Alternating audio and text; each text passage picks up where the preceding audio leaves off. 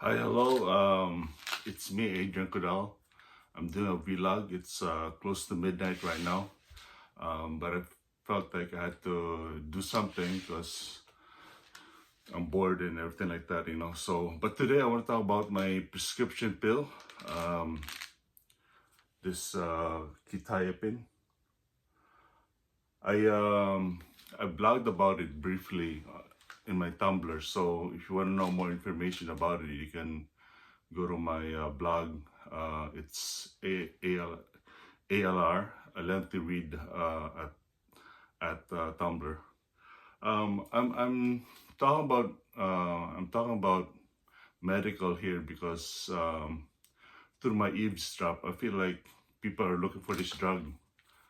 Um, it's I told my doctor that it's a really good drug. I love it's a delicious drug. And when I blogged about it, I said that I highly recommend it. And it can change your life. It's an amazing drug. Um, my story medically was that I had trouble sleeping when I started playing basketball. I played basketball as a young boy, and then what I noticed was that with all the adrenaline that you pick up playing basketball, my sleep got affected, and I thought it was the other way around. I was still small. I didn't know anything. I thought that if I keep playing, if I keep getting tired, that I would sleep well at night. Well, it did the opposite. It made my sleep worse. And this went on through high school, middle school, or I should say grade school. Um, just there were nights that I would only sleep for 20 minutes, and then I would be back, practicing. I'll be back doing sports. I'd be back doing homework at school. And when I was finally hospital, I was hospitalized when I was 21 years old. Um, my doctor gave me this drug, and then again, it's if I can read it right, it's Quetiapine, um, under a Seroquel company. And then at first I didn't like it, at first because like a couple of months before I was or a year before I was hospitalized, I picked up some bad habits from my coworker. And then when my doctor finally told me that I had a diagnosis, when he finally diagnosed me with something, I was like, whoa, I guess I was taught the wrong thing, or stuff like that. And then he gave me this drug. It was very strong, And then the first night I took it, I can never forget the first night I took it. I was like, oh, what's going on? Like it shocks you, it numbs you, right? And I um I struggled. I struggled in the beginning. Like he didn't really tell me the benefits of the prescription drug. He didn't tell me, this is what's gonna happen to you. I had to figure out myself. And what I learned with quetiapine is that it inflicts pain. It aches your. It gives you a headache or something like that. No, not like a migraine headache, but um, your body feel you're in pain mentally. You're in pain, and your body is weak, and that's what you want. You want the relaxing state, right? It's a relaxing drug. And I told him, oh, I love this drug, and then it has side effects. It can affect the heart. It's bad for the heart. But at first the side effects can be scary because you will have chest pains. But after that, you get used to it. I guess you get immune to it. That the pain will go away. So it becomes it's almost like a nutrient. Um, it you take it in the evening, and then the effect will put you to sleep. and then the next day, you know, tomorrow, the next day, you feel the effects still, and it's just a beautiful drug, you know. And you take it every night before you go to bed and everything like that. Um, yeah, my medical history, my health history has been a disaster, you know. Um, I just I guess because I didn't have I don't know if I had a happy childhood. I don't know what triggered it, you know. But I had a tough life, you know. Again, I was playing a lot of sports, you know, because being that young, I wanted to be a professional athlete, you know. I thought I could make the NBA, so I kept training, you know, every day train. Um, my volleyball team did win the Pure Region Championship, and I was like, maybe this is, you know, the proper step to climbing the corporate ladder, right? I thought, you know, this would get me attention or something like that. But after the championship game, I was like, I'm very tired. Like I could hardly breathe, right? And my two friends then, one of my friends then was a nurse, and I couldn't really say to him, I couldn't really say, you know, I feel tired, I feel weak. My other friend was a high schooler himself.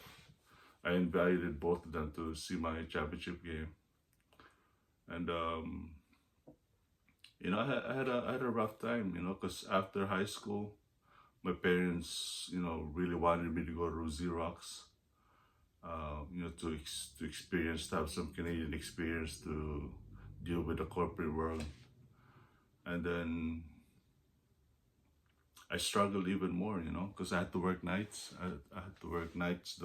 My first month, I had to work nights, and it just kept affecting my mental health, you know. Um, and then when I did college, I did computers, and that was tough also, you know, coding, programming, and all that stuff.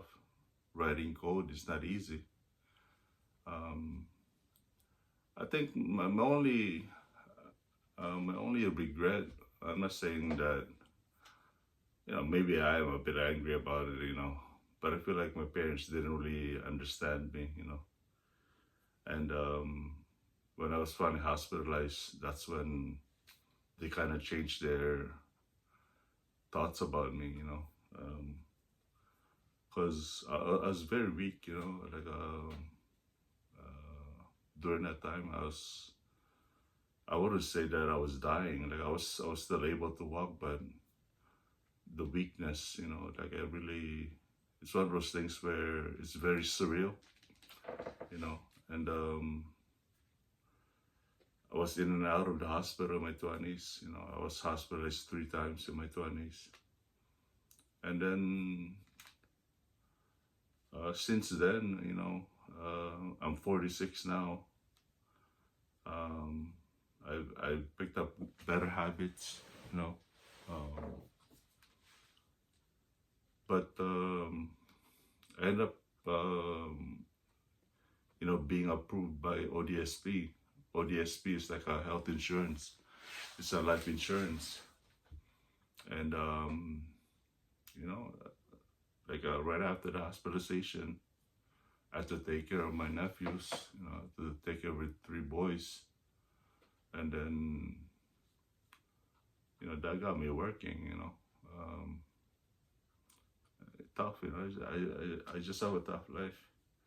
Now I'm better here in Niagara. It's a lot better now because I don't have much responsibilities. Um, Here in Niagara, I can literally control my destinations, and you know, just be transparent. When I see my doctor, I try to be transparent to him. I try to, you know, communicate with him. I try to tell him my story. Because I still see him, you know. I've seen him. I've been seeing him for 25 years. You know, almost every month I go to his office, and then we talk about my condition, um, everything like that. Um, but it's been a while. Like if I go another 20 years, I don't know who my doctor's gonna be, because I'm like assuming that my doctor now, Dr. Johnson, he could be retiring soon, right? So I don't know. I don't know who's gonna take care. Who's gonna take care of me after that? But I don't. I'm in a better state now. I still. I learned that you have to nurture your mind. You have to meditate. You have to stop. Um, you know, close your eyes, relax yourself.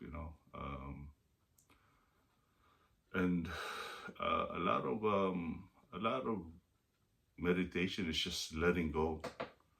I know. Letting go is not easy because if you're unhappy, if you're at this unhappy state, you really wanna achieve or attain something because you feel like that goal, that something that you want will make you happy. But the problem is if you don't get this thing that you want, then that's where the trouble begins. Because you're convinced that you're only gonna be happy if you if you get that thing, right?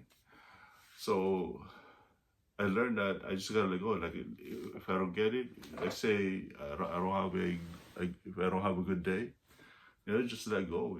Let go and do a vlog or something, or do some social media. Um, and there are issues like having a wife, or especially your past relationships.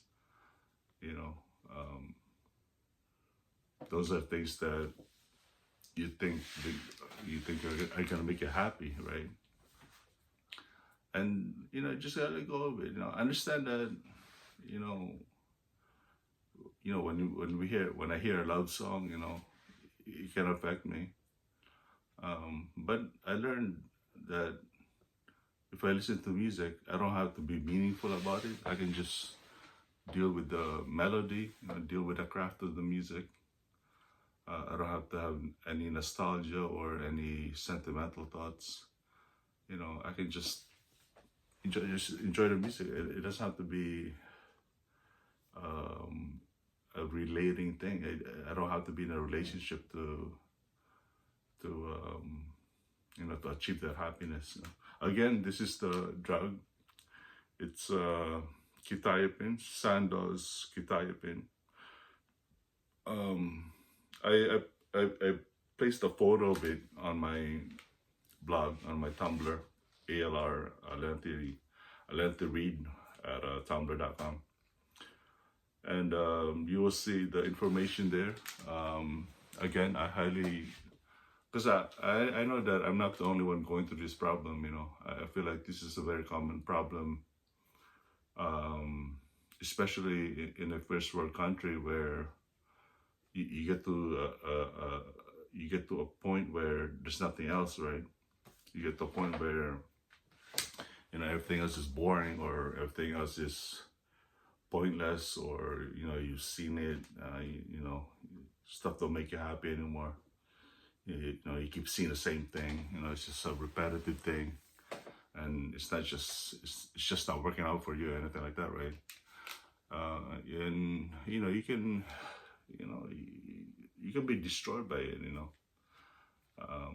But again, this quetiapine drug under a Seroquel company will help you.